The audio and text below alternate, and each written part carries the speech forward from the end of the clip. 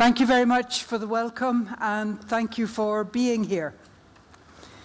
My title today is Diversity in STEM. I'm afraid it has a rather feminist slant, so it might have been better entitled as Women in STEM, but that was the title I was given. So I have to start by saying I'm no young.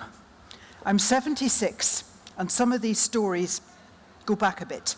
But I think the authenticity of personal stories says a lot, so I will be relating some incidents from my life. So I started life in the north of Ireland. The spots shifted a little bit, should be about there. Indeed, they've all shifted a bit. Okay.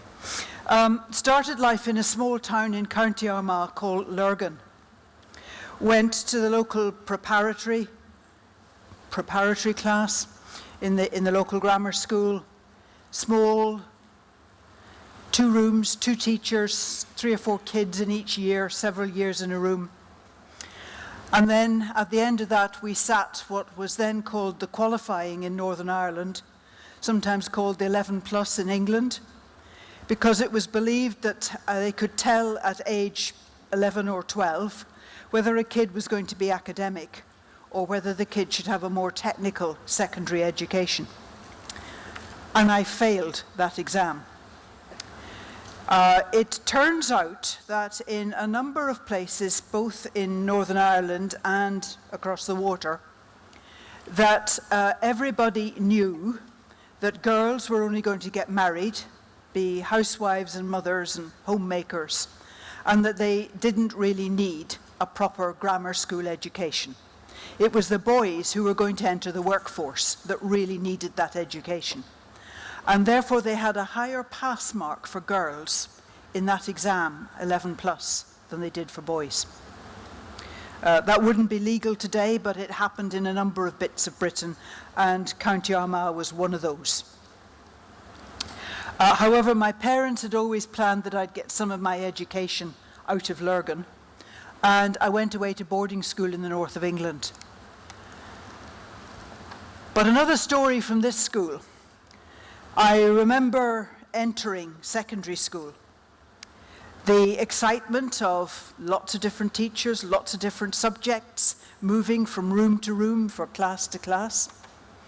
And I remember the Wednesday of the first week of the first term, because a message went round the first year class that that afternoon the boys were to go to such and such a room and the girls to another. And I thought, this is sport. That's why they're separating us. It wasn't sport. They sent the boys to the science labs and the girls to the cookery room, because everybody knew that girls were only going to be wives and mothers and homemakers, and they needed to learn how to cook and how to make beds, and clearly that took several years to teach them. I wanted to do science. I tried protesting to the domestic science teacher. Didn't make much headway. But when I got home and told my parents that night, they hit the roof and phoned the head teacher. And the next time the science class met, there were all the boys and 3 girls. Myself, the daughter of the local doctor who wanted his daughter to have a science education, and another girl. And looking back, I don't think that science teacher had ever taught girls. He clearly thought we were dynamite. He made us 3 sit right up against his desk so as we couldn't cause trouble. We did physics that first term, and I thought, this is great. And I came top in the class. I got 97%. The thing I got wrong was the speed of light. Great for an astronomer. But actually, there's a useful lesson in this, and if you've got kids, you might pass this on. This question was, what was the speed of light? And we worked in old units, and I wrote down 186,000 miles per second, which was the right answer. And then, for the first time in my life, I looked at that number, and I thought, that's very big, and changed miles per second to miles per hour. Lost 3%. It is a very good idea to check your answer. look at the number you come up with and say, is that sensible? But just don't do it for the first time in an exam. We did chemistry the next term. That was okay. Third term, we did what they called biology. We were given flowers to draw, label the parts, learn the names. When you'd done that, you were given a different flower to draw, label the parts, learn the names. And I thought, this is boring.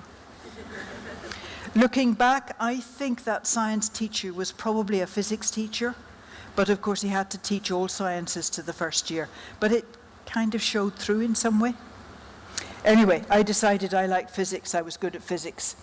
When I went away to secondary school, a girls' boarding school, they often have trouble getting good science teachers. Our physics teacher was fantastic. He'd come out of retirement to teach us. He was really, really good. Our chemistry teacher was bonkers. We would ask him things like, why does carbon combine with 2 oxygens to make carbon dioxide? And he should have been teaching us about the periodic table. But I don't think he knew about the periodic table. He would tell us God made it so. It's a little bit hard to argue with. But I continued good with physics. My father brought some astronomy books home from the public library, which I read with great interest and decided I'd be an astronomer. Indeed, if I possibly could, a radio astronomer, because one of the things that was happening throughout the 50s and 60s was these new kinds of astronomy were starting up. Astronomy no longer meant optical and telescopes. It meant radio astronomy, X-ray astronomy. The whole spectrum was opening up. So I decided I'd be a radio astronomer if I possibly could. I had the wit to go to Glasgow to do a physics degree. That was probably sensible. Having done an astronomy degree, you might have had trouble getting a job. But with a physics degree, people at least knew what that was. And I still had the idea of being a radio astronomer. The obvious place to have gone after that for a PhD was Jodrell Bank, which is about there. But they didn't seem to like the look of my application. In fact, they didn't even reply. And I'd been told, off the record, that they wouldn't take women. So I thought, I'm going to Australia. There's lots of radio astronomy in Australia. I'm going to Sydney. But the academic year in Australia doesn't begin till January or February. I have a few months in hand. I'll put an application into Cambridge just in case. And very much to my surprise, got in and found myself here in the deep south. You see, until then I've been way up here in what I think is the real area.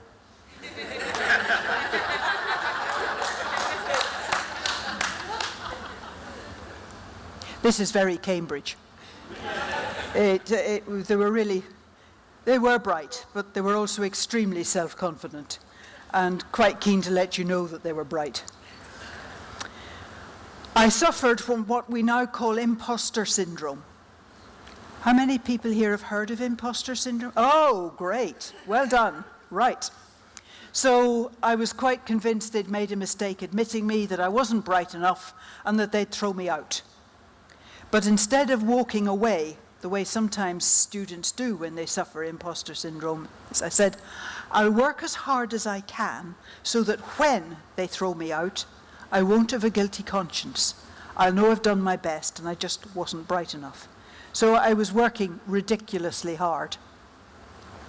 And because of that, when we got the equipment built, that took a couple of years, but in my third year when we got the equipment built, and I was the first person to use this new telescope, I was being extremely thorough, checking everything out. And it was because of imposter syndrome that I spotted a signal that turned out to look like this. And this was the first ever pulsar detected. These are 1 second time pips, so lots of regular pulses. I did nickname it LGM for Little Green Men. I did not nickname it LGM1, because you don't label the first one 1. It's only when you got more than one that you go back and relabel the first one. I ended up finding 4 of these, and they're now known as pulsars, pulsating radio stars, which had been totally undreamt of. And it was because I was being really, really thorough that I spotted this tiny signal, which I reckon occupied about 10 parts in a million of the miles of chart paper that I had. I had about 3 miles, 5 kilometers of chart paper. It ended up that my thesis advisor and another academic got the Nobel Prize, and my contemporaries, people who were grad students or had been grad students at the same time, labeled it as the Nobel Prize. However, I've done very well out of not getting a Nobel Prize, and this might be a useful lesson to a number of people in the room. I'm sure there are some Nobel Prize winners in the room, but you can't all be. So if you don't get a Nobel Prize, you get lots of other ones. Every year there's some kind of party, because I've got another prize, and it's much more fun. Whereas if you get a Nobel Prize, it's so grand, nobody feels they can match it, and you don't get anything else.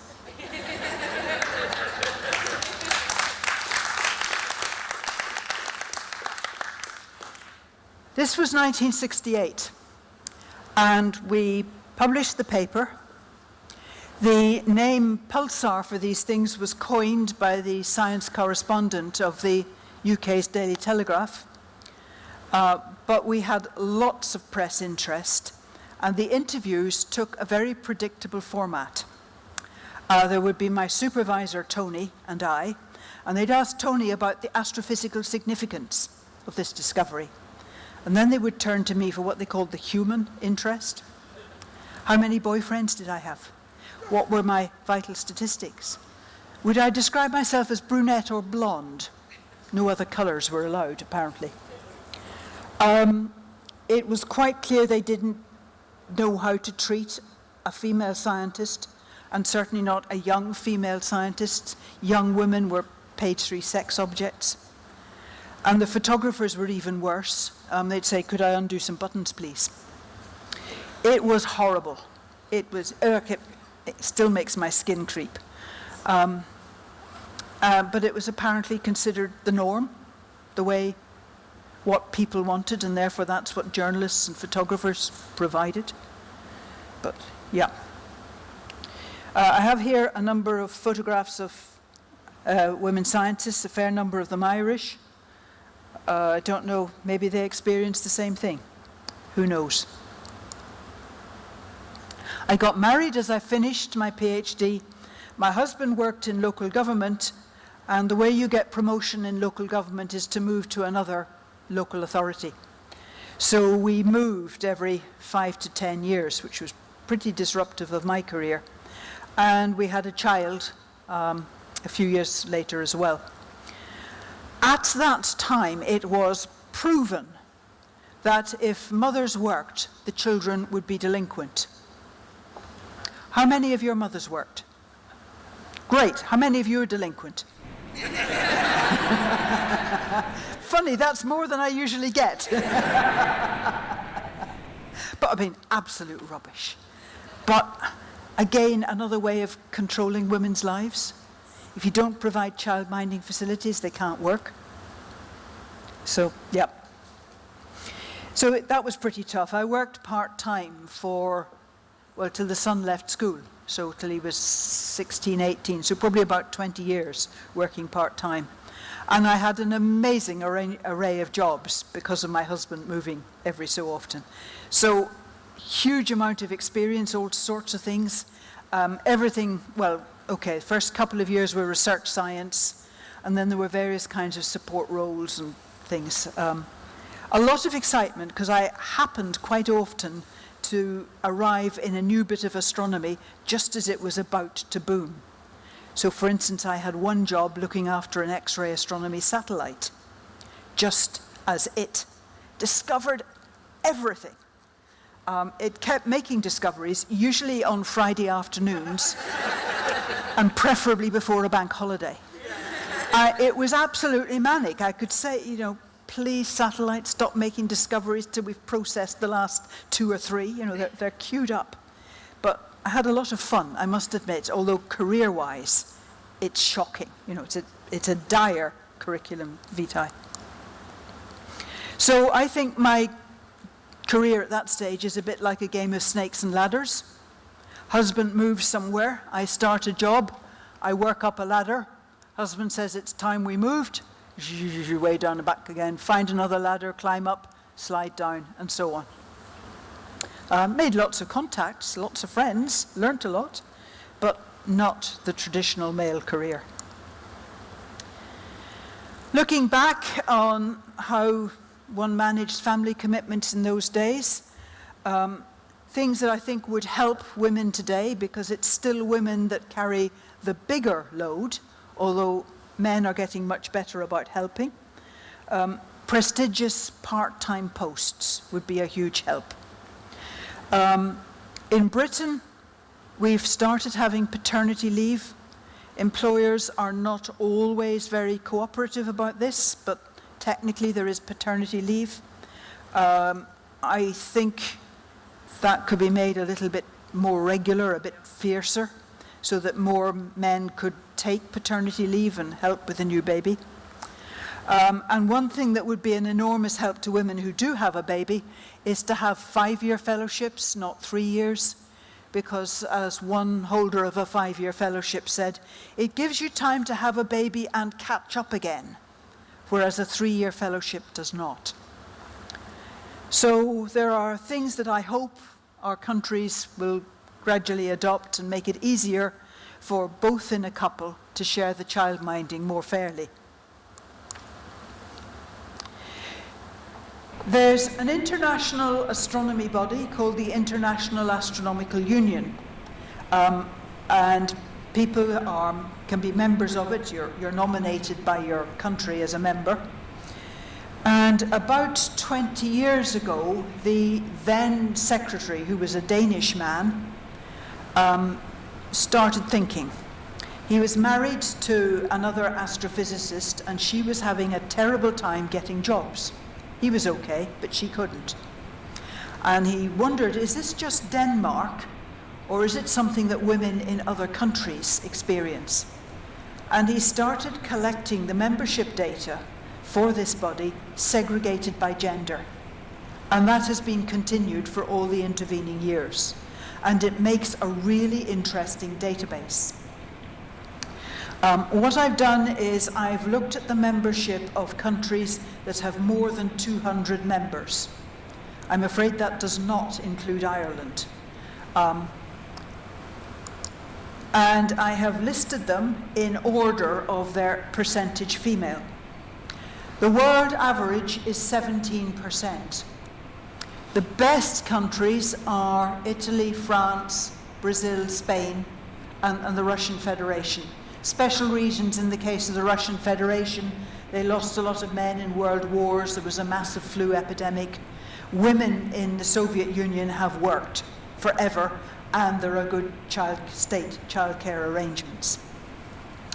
But look at the number of southern European countries doing relatively well. I mean, 20% is not fantastic, but compared with some bits of the world, it's really good.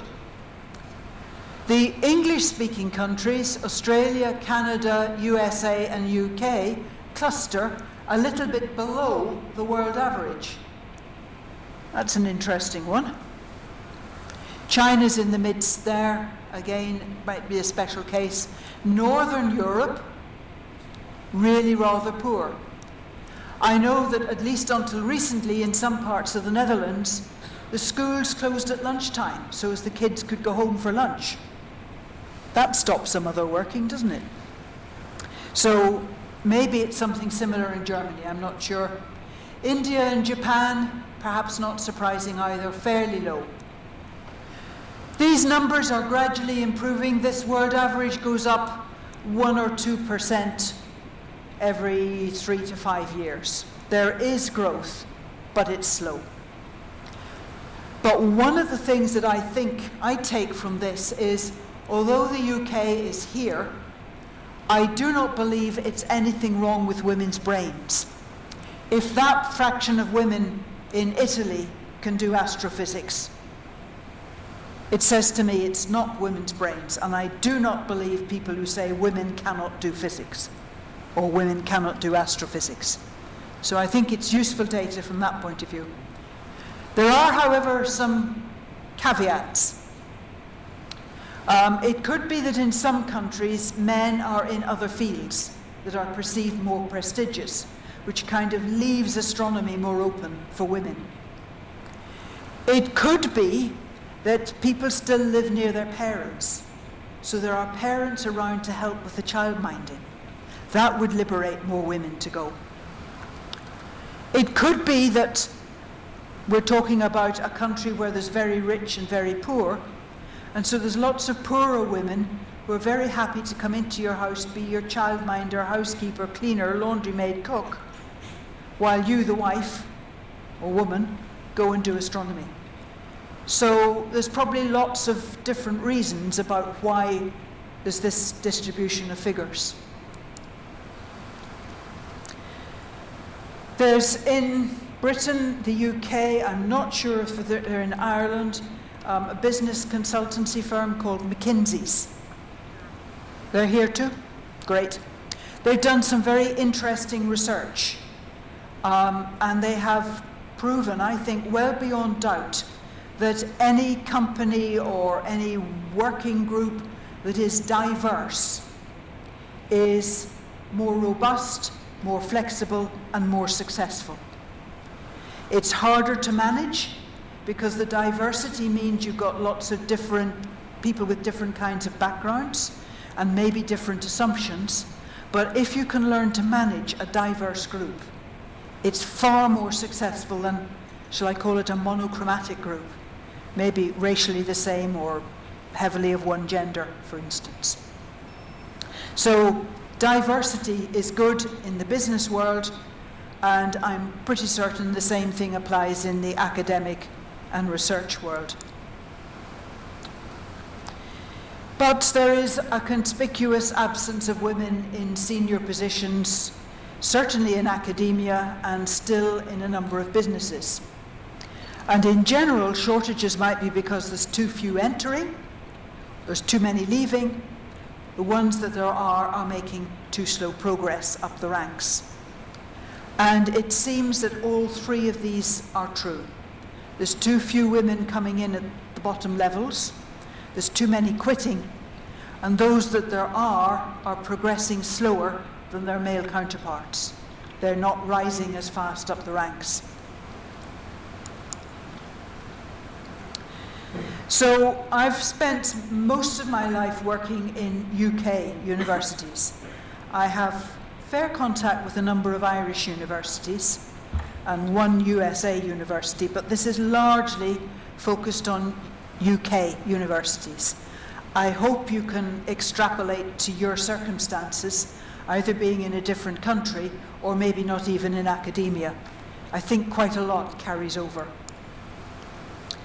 So what happened in Britain was people started collecting data on how many women there were and at what level they were. And surprise, surprise, it showed that women were in a minority. Well, we all knew that. The minority gets smaller the higher up the hierarchy you go. I think we all knew that. It shows that women progress more slowly than their male counterparts. And it shows that women put in fewer grant applications, fewer bids for promotion. When they put in for salary increases, they put in for smaller amounts. And when they're turned down, they wait longer before applying again. And they put in fewer job applications anyway. So there are some differences in the way the two genders behave in the workplace. So the next bright idea was fix the women. Make the women braver, more competent, write better applications, write more applications. Make women more gung-ho, and everything will be fine. And they set up special training courses for women to address these issues. Fine, maybe, but there's an assumption. There's an assumption that the way academia or scientific society operates is fine, thank you very much, it's just the women that need some treatment. Everything else is hunky-dory. And that's one very big assumption, and turns out not to be that valid an assumption. You do have to look at the context in which we're all operating. So, there were set up a number of programs to get more women into science, but it didn't address any of these, what we now call climate issues. What does the workplace feel like for a woman? What does it feel like for a man? Or for that matter, what does it feel like for a person of colour or a person with disability? This can be extended many, many ways. They created some special funding for women as well, returner fellowships for women who'd had a baby and want to come back into academia.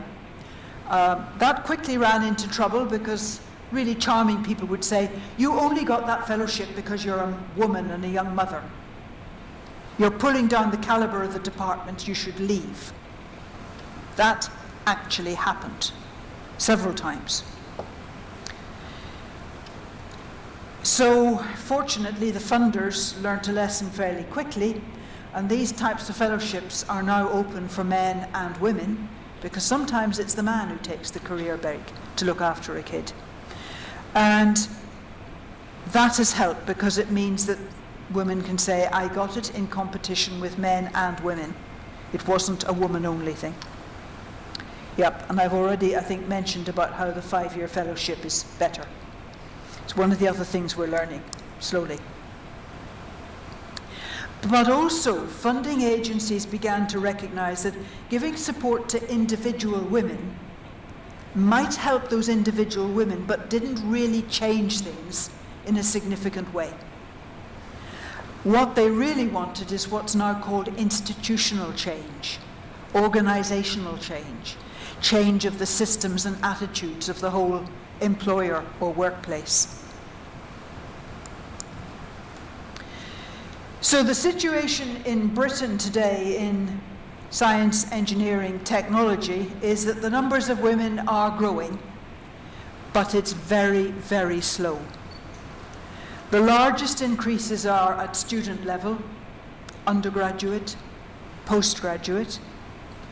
There are still a lot of issues around work-life balance for everybody to be addressed, and for those who have kids, family-career balance issues also to be addressed. And there are also more subtle issues to do with the climate in a department. Sort of how gung-ho is it? How hard-driven is it? Could people actually take time off to look after a sick kid and not be at risk of losing their job? I'm exaggerating slightly, but you know, that kind of ambiance. So, starting probably about 20 years ago, no more than that, 25 years ago, a small group of senior women, and these are some of us, most of us, would meet after work at their own expense, in their own time, to start thinking about what can we do to help the position of women, improve the position of women in science, engineering, technology in Britain. And we, frankly, floundered around until Caroline Fox, who's a bit of a psychologist, suddenly had a brainwave. She said, you know, vice-chancellors, heads of universities, they're competitive guys. And they were all guys at that stage. If we set up a competition for the most woman-friendly university, they'll compete.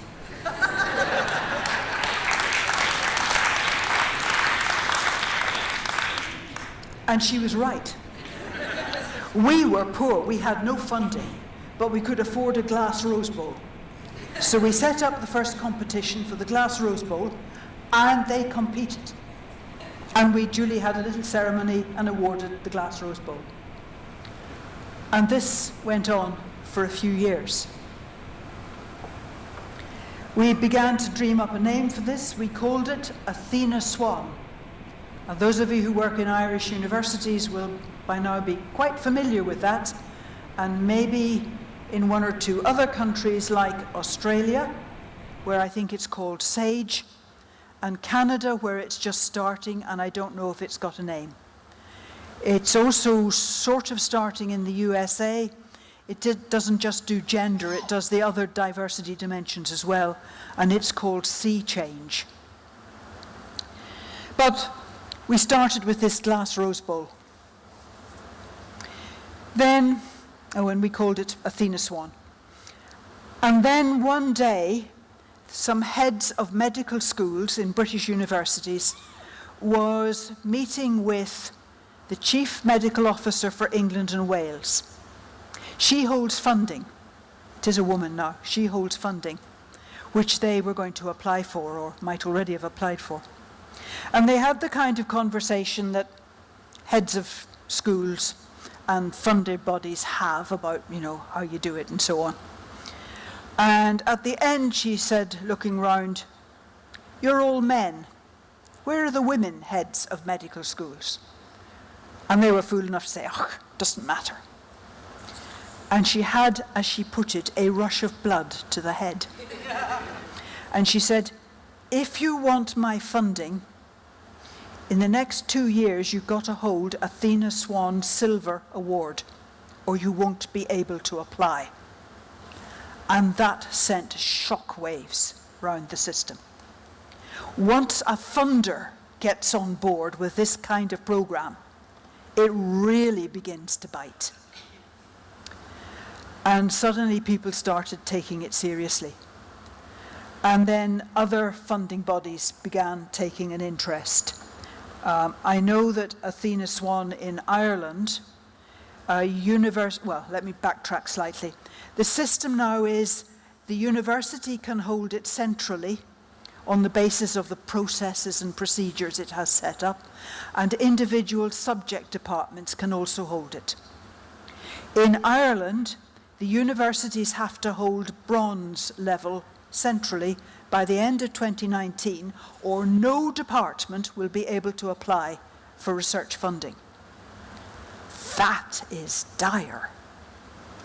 It's also coming in quite fast, so I fear there might be some casualties, and casualties inevitably generate backlash. So we'll see what happens at the end of this year. So in Britain, we're worried about Halloween and what's going to happen then. In Ireland, the universities are worried about what's going to happen at the end of December. We've all got these milestones imposed on us. But this has spread enormously. It's spread to other bits as well as medicine and science. It's now spread to arts, humanities, social sciences. It's everywhere. And it's a big, big job. And one of the flaws is a department often asks one of their few women staff to complete the Athena SWAN form for them. Of course, yes. Yeah. That needs to be resisted if you come across it. It is a lot of work preparing cases, but it has forced departments to look at their data. And I think it's probably encouraged some conversations around gender. I mean, maybe some stupid actions like advertising women-only posts, but also I think probably more conversations. And I think it's no longer seen as an issue for women to resolve. Whereas when we started the Athena SWAN scheme, well, if women didn't solve it, nobody would solve it. So that's why we, the Athena SWAN group, took action. But I think now it's recognized as not just an issue for women to solve.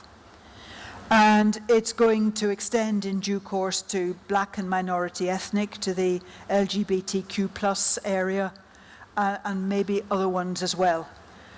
Certainly in the UK, the handicapped, disabled one has already had quite a bit of attention, which is why I'm not mentioning it. I don't know what the situation is in Ireland, but that's another dimension that also needs watching. So departments are learning about Athena SWAN, and so too is the central part of the university. and people who have to prepare the main university submission. And increasingly, as I've already mentioned here in Ireland, funding agencies require universities to hold this kind of accreditation.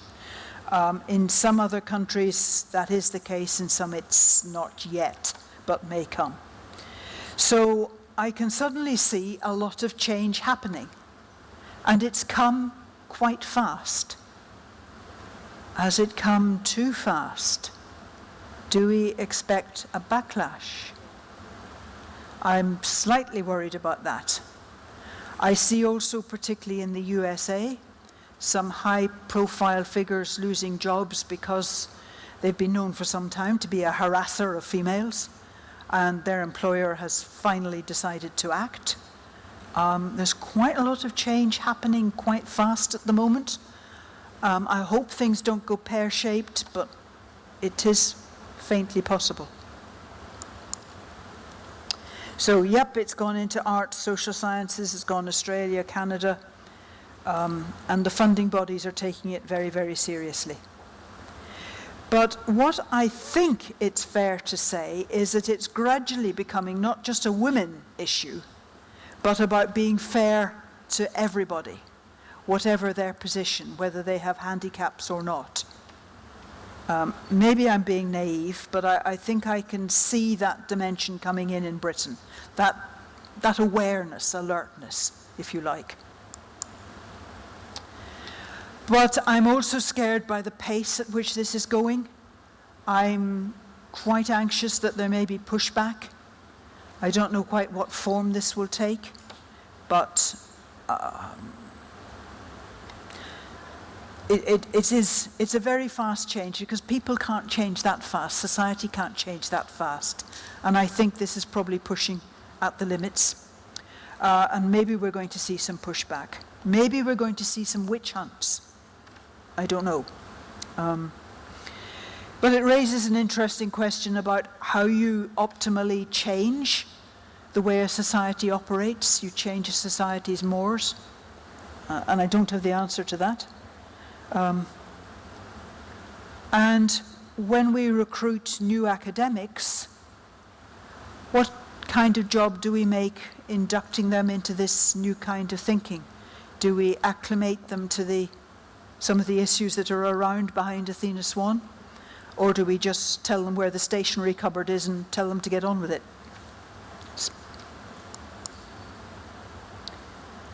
I think I've said all that. Sorry, that's a bit of a duplicate.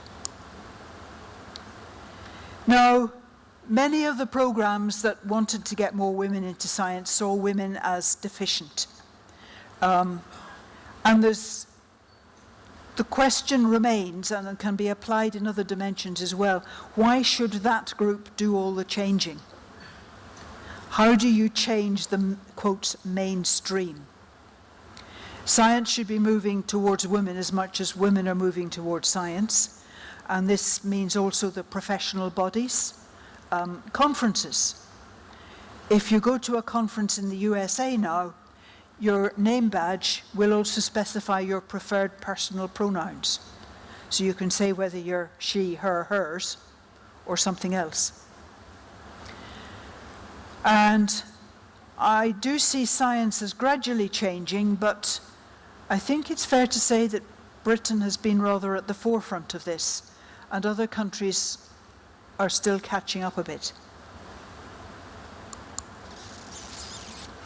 However, I also want to make a completely different point, and that is that institutions can be sexist, even though the people who work in them are not. So you, probably because you're here, are interested in this topic. It may be that the body you work for is not as enlightened as you are, because institutions often take a bit longer to change. And the kind of things that I've seen is maybe in recruiting new staff, there's an element of sexism. She hasn't published as many as he has. Yeah, but that's because she's had 2 kids. Yeah, she hasn't published as many as he has. She's not such a good scientist as he is. I'm also aware that there are different management styles. For a long time, I was the only female manager in a place and had quite a tough ride, mainly because the guys thought their way of managing things was the only way to manage things, which is not true.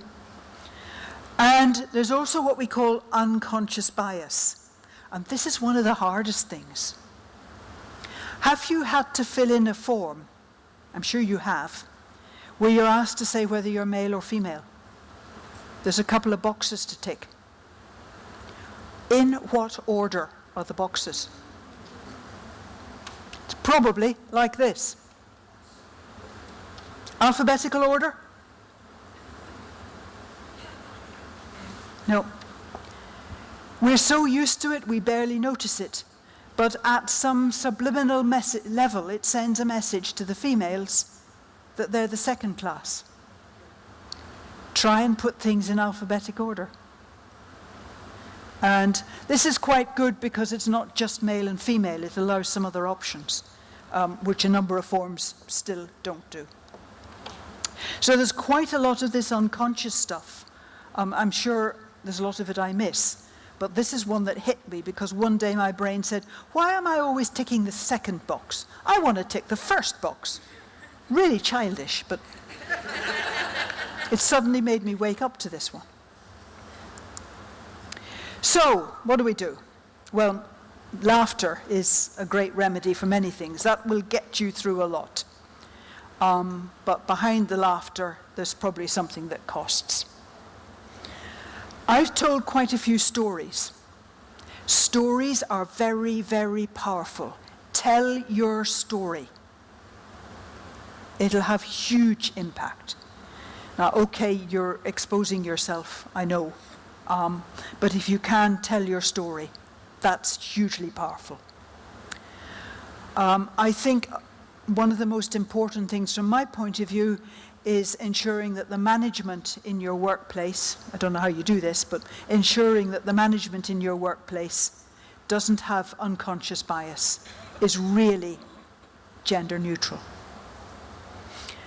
And affirm women as women.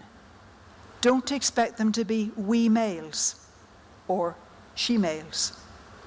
They're different. And it's right that they're different, and they're as good in their difference too. We desperately need more scientists and engineers in both our countries. We're failing to make good use of our females. We know that girls can do science brilliantly, particularly if they're not told they can't do it. We've discovered in Britain that girls are more likely to do physics if they're in a single-sex school, which says something about the interactions between the sexes. And the global data that I've got shows that it's culture, not women's brains, that's the limiting issue. So I finish with this wonderful quote from a Harvard academic: well-behaved women rarely make history. Whether you agree or not, I don't know, but thank you for your interest.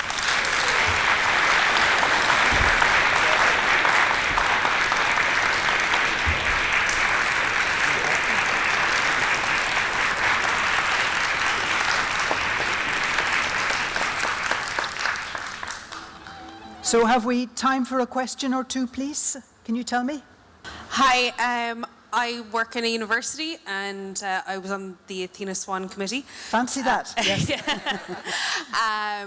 So I suppose one of the questions, I don't know if you've found this, but because there are less females in my department, when we were doing the actions to increase the balance of females in each of the different actions, it then resulted in our work-life balance decreasing. Yes. Because the women were then having to double up on all the actions. Mm-hmm. So rather than, I don't know, them hiring more women, I don't know if you have found that as maybe one of the limitations of Athena SWAN at the moment? It's definitely one of the issues that the few women there are working really hard. One of the ways to counter this is to say to your department, we each should have workload planning. Yeah. And if I'm doing this and this and this and this, so as we get Athena SWAN, you take me off that and that and give them to some guy. But Yeah, that would be nice. works in theory. Yeah, but it's a really great idea, and a lot of it works really well, so thank you. Good. Hello. Thank you very much for the talk. I'm curious about your views about primary education and media portrayal and the roles of those in getting more women into science and able to pursue the things that they're good at. Yep. In Britain, we feel that kids are gendered even before primary school, that they arrive at primary school either wanting to be little pink princesses or male pirates or something like that. And there's a campaign that I support called Let Toys Be Toys, not pink and blue, please. And I think, but it's clearly a lot of work to undo what society has been doing for decades. But yeah, sure.